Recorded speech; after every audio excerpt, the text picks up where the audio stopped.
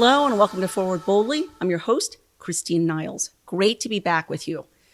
Visits from beyond, ghostly encounters with souls in the afterlife and what we can do to help them. But before we get started, Church Militant Store is your one-stop shop for all things Catholic. Our store of curated Catholic goods has something for everyone. If you're looking for DVDs, you can get the entire series of our flagship show, The One True Faith. If you're looking for a new book, Church Militant Store has a carefully selected collection of some of the best reads to better your faith life. Do you want a gift for your family or friends? We sell beautiful rosaries made by monks and lovely scented bar soaps made by faithful nuns. I actually have had some of those bar soaps and they smell absolutely wonderful. They're handmade, handcrafted. You can find what you need and more at churchmilitant.shop. That is churchmilitant.shop. Thank you so much for your support. Now, on to our show. In 1789, in the city of Vortex, Belgium, a young man named Joseph Leleu was awakened for 11 consecutive nights with frightening sounds in the middle of the night. Didn't know what they were, but 11 nights in a row, be awakened by frightening sounds. On the 12th night, which happened to be June 21st, 1789, he awoke and he saw his mother standing in the room. His mother had died. And his mother started to scold him because she had left in her legacy that masses would be said for the repose of her soul. And he had neglected to have those masses said. She also reproached him because he was living a wayward life, was not living a good Catholic life. Now, before she left, she came to him, touched the sleeve of his white nightgown, and the burning imprint of her hand was left on his sleeve. And interestingly enough, you can actually see that nightgown today in Italy, in Rome, just a short distance from the Vatican, at what they call the Chiesa del Sacro Cuore del Suffragio, which is the Church of the Sacred Heart of the Suffrage. There's a little museum inside the church dedicated to the holy souls in purgatory. And they have exhibits of these unearthly visitations from souls beyond the grave visiting us and interacting with us. And you can see this nightgown with the imprint of her hand burnt onto his sleeve. Why was it burnt? Because the understanding is that the souls in purgatory are burning. They're expiating their sins and they're burning with the same torments of hell, except those torments come to an end, unlike in hell. It's a fascinating little museum. I would love to go visit it next time I'm in Rome. Let's share an anecdote of another exhibit there. This is from George Sheets. His brother Joseph appeared on the last night of the year, 1838, New Year's Eve, to his little home in Sarrab in the area of Lorraine in France. And his brother Joseph told him that he was in purgatory making expiation for having not led a life of piety while he was on earth. Before he left, he touched George's prayer book and left the burnt imprints of his fingerprints on George's prayer book. And again, that's something that you can see in this Museum of the Suffering Souls in Purgatory. Another exhibit that you can see, a copy of The Imitation of Christ that belonged to a woman named Marguerite Demerle in the Diocese of Metz. And these fingerprints, the fingers burned onto the copy of her book were actually left by her mother-in-law. It was one night, Marguerite saw a woman walking down the stairs with a sad countenance. She asked the woman, "Who are you?" She didn't recognize her. And the woman responded, "I am your mother-in-law who died in childbirth 30 years ago. Go on a pilgrimage to the shrine of Our Lady of Militant and have 2 masses said for me there." Marguerite asked her for a sign, and that's when the mother-in-law placed her hand on the copy of her book, The Imitation of Christ, and burnt her hand imprint onto the book. Again, you can go and see that in that museum. And all of this was documented by her parish priest. Now, for those of you watching who are unfamiliar with the doctrine, the notion of purgatory, according to Catholic teaching, The communion of saints consists of the church militant, the church suffering, and the church triumphant. Now, what is the church militant? Church militant is basically we here on earth striving spiritually to overcome our sins and in order to make it to heaven. We get messages sometimes from people unfamiliar with the phrase church militant. Of course, that's the name of our apostolate. So some people are under the mistaken impression that we're all about, are you, what does that mean? Are you all about, killing people? Are you about violence? And it has nothing to do with that at all. Nothing. It has to do with this ancient concept of the Christian soldiers on earth doing spiritual battle to overcome our own sins, to strive to become saints in heaven. And that is what the church triumphant is.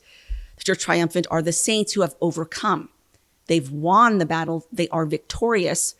And now they are perfected in heaven and stand in the presence of God. That's the church triumphant. And then we have the church suffering. Those are the souls in purgatory. They're expiating for their sins that they committed on earth. Now, I want to clear away some misconceptions.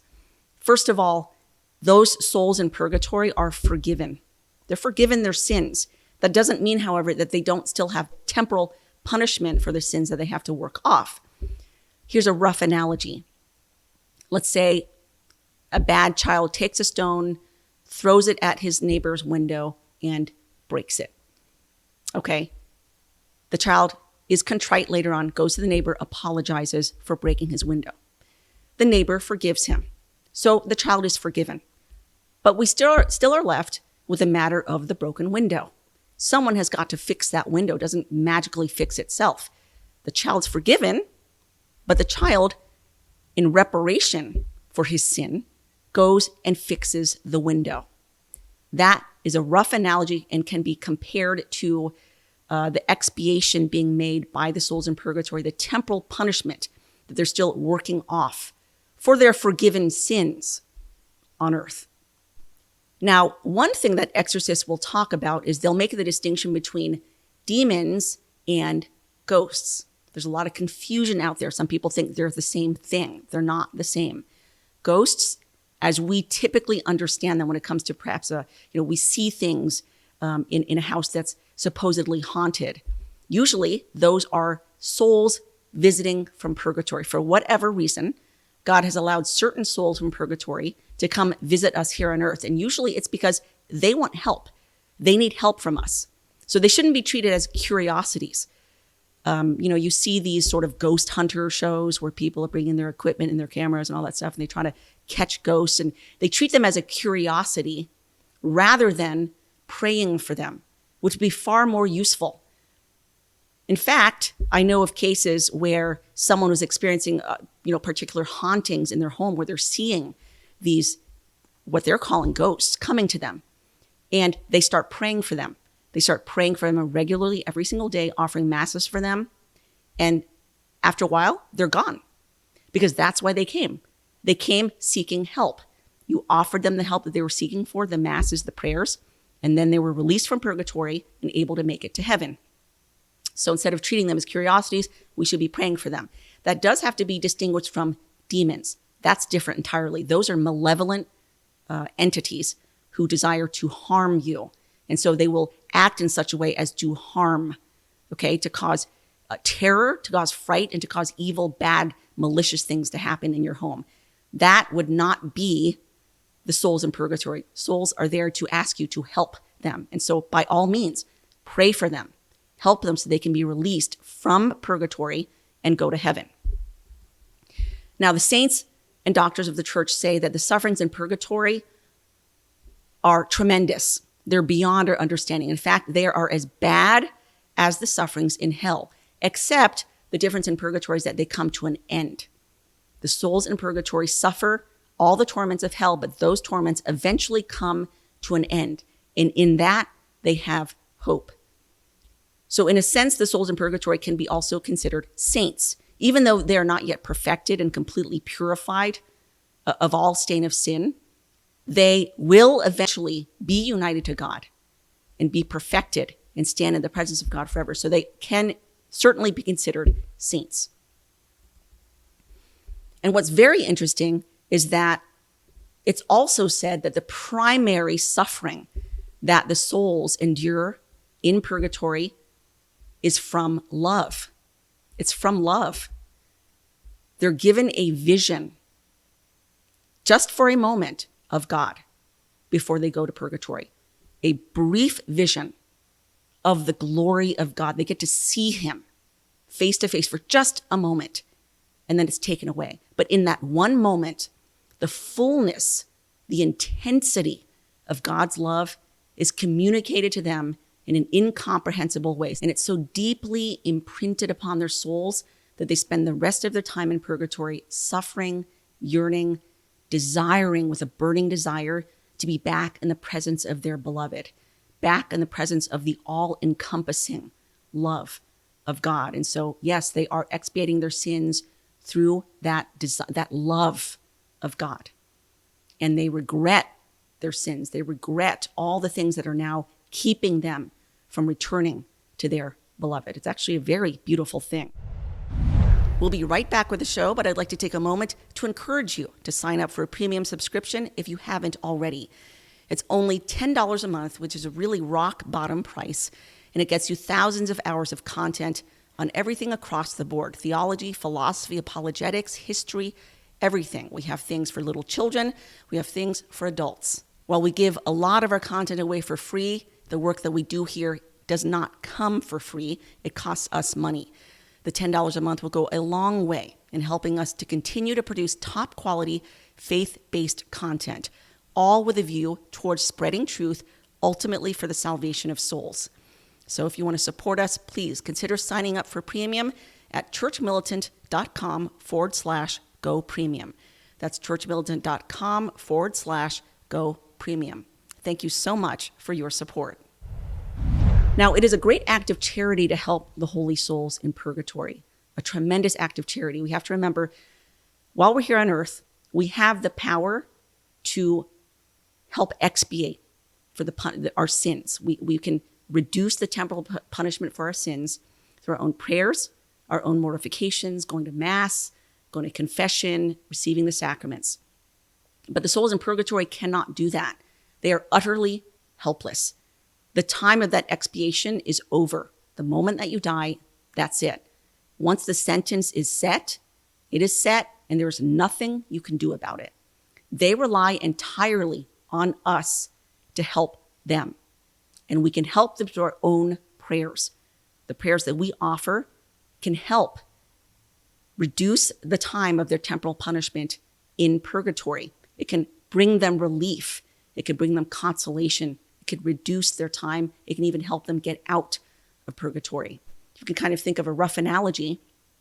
Let's say you're walking through the desert, burning heat under the sun, and you see a man on the side of the road in a cage. He can't get out of the cage. And just beyond his reach, there's an ice cold bottle of water, and he's dying of thirst, but he can't get that water. You can walk over there, pick up that bottle, and give it to him. It's a very simple act, easy to do, and you bring him tremendous relief. And that can be likened to prayers that we offer for the holy souls. And it can be as simple a prayer as, "My Jesus, mercy." That took about 2 seconds. And yet that little prayer can bring tremendous relief to a holy soul in purgatory suffering. And we can offer so many of these prayers for the holy souls, and we can help so many. But how often is it that we even remember them? We are more like the person walking along and not even aware of the individual in the cage who needs water. We're not even aware. We ignore them. We're immersed in our own little things. We're self-focused on our own life and own activities, and we just keep walking on. Meanwhile, that person continues to suffer. And that really is like the holy souls in purgatory, and that is like how we are. The vast majority of us completely ignore the holy souls. We don't even think about them. We don't think about the sufferings that they're going through. And we should. We should start thinking about them. And we should develop a devotion to the holy souls and remember them in our prayers every single day. Again, how hard is it just to offer a little prayer? "My Jesus, mercy." offer that up for a holy soul, and you help that person tremendously. There is an anecdote about Padre Pio, the Italian wonder worker and saint, who was graced with the ability to see the holy souls. And so they would actually visit him often, and they would ask him for prayers and masses. And there was one occasion where a soul from purgatory came to Padre Pio and asked for a mass. And Padre Pio said, okay, I'll get to it tomorrow. And that soul shrieked, cruel. And the reason that he shrieked that was because it would have taken very little for Padre Pio to offer him a mass right then and there and help relieve, possibly even end his suffering. Because masses are the most powerful prayers that you can offer, because it is God. I mean, you're offering to God Christ himself. There is no prayer more powerful, more efficacious than Holy Mass. It would have been easy for him to offer that mass and possibly help that soul out of purgatory, but instead he said, no, I'll just do it tomorrow, which would have meant tremendous suffering for this soul that continued on. And it wouldn't be, I mean, they don't count time there in the same way that we count time over here. The pains that they're suffering constantly make the moments feel like hours, weeks, months, years. One priest put it this way. He said that, let's say you stub your toe and it's horribly painful. Well, in those few moments of horrible pain, it doesn't feel like a few seconds. It doesn't even feel like a few minutes. I mean, it feels like it goes on and on and on, right? Because you're in so much pain. Well, that's kind of a rough way of thinking of how the holy souls are enduring their suffering. To them, it's not minutes to minutes the way we experience here, because they're constantly in pain. And so it feels like it's much, much longer.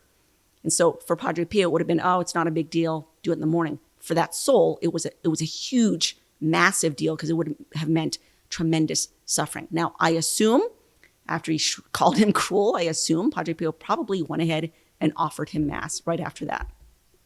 And the souls are so incredibly grateful for our help that they will repay us at the hour of our death. It is said that the hour of our death is the most painful moment we can possibly endure. And part of that is because the soul is being ripped from the body. The soul and body are meant to be together. They're not supposed to be separated, because that is what man is. We're a composite of body and soul, not separate. At death, the soul is being torn from the body, and it is said it's supposed to be totally agonizing. But on top of that, in that moment of complete and total vulnerability, the demons seize that opportunity to attack. So while you're undergoing this horrible agony of your soul being ripped from your body, you're also suffering from these demonic attacks.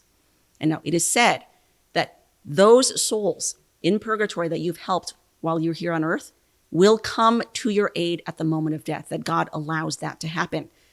So the more souls you've helped here on earth, the more souls will come to help you on your deathbed. That's a win-win. And on top of that, the souls in purgatory can also intercede for us in this life. Now, we have the treasure trove of the saints and their intercession, but don't neglect the intercession of the holy souls. Their prayers are also very powerful. I want to share an anecdote from Pope Pius IX. He chose a particular holy pastor to be appointed a bishop in a particular diocese. The priest's name was Father Tommaso. Father Tommaso did not want to be a bishop in a diocese, so he kept begging the Holy Father, please don't appoint me a bishop. I don't want to be a bishop. I just want to stay a simple parish priest. I don't want the headache, the trouble, all of that comes with being bishop of a diocese. And the Pope did not relent. He would not listen. And then the priest tried again, saying, Holy Father, I have a horrible memory. There's no way that I could administer, and govern as a bishop with a terrible memory. It's best just to let me be a parish priest. And this was Pope Pius IX's response to him. He said, your diocese is very small in comparison with the universal church, which I carry on my shoulders. Your cares will be very light in comparison with mine. I too suffered from a grave defect of memory, but I promise to say a fervent prayer daily for the holy souls, who in return have obtained for me an excellent memory. Do you likewise, dear Father, and you will have cause to rejoice. So a couple things we can take from this. Here the Holy Father is telling the priest, turn to the holy souls and ask for this particular intention, and they will obtain it for you. Now, offer prayers for them. Offer prayers for them. And they will repay that with their gratitude by obtaining a particular grace for you. In this case, the case of Pope Pius IX, it was a good memory. But it could be anything. Same for you out there. Take advantage of the prayers of the holy souls. Again, they're powerful. They can obtain graces for you. So if there's a particular intention that you are wanting here on earth, as long as it's in accord with the will of God, you can ask the holy souls to help you. Obviously, pray for them. Have masses offered for them.